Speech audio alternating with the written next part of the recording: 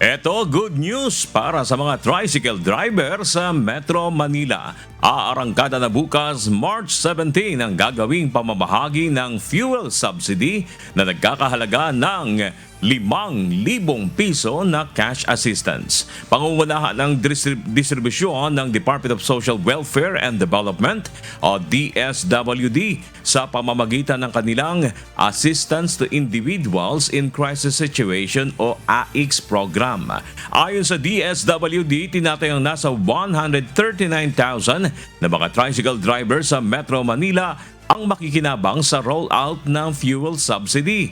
Sisimulan ang distribusyon ng alas 6 ng umaga bukas sa mga designated payout sites na itinalaga ng mga lokal na pamahalaan. Nilinaw naman ng DSWD na mapupunta ang ayuda sa mga driver at hindi sa operator dahil sila ang direktang apektado ng mataas na presyo ng langis. Inaasahan naman ng DSWD na magtatagal ang distribusyon ng fuel subsidy sa Metro Manila sa loob ng 3 hanggang 5 araw o depende sa dami ng bilang ng mga benepisyaryo.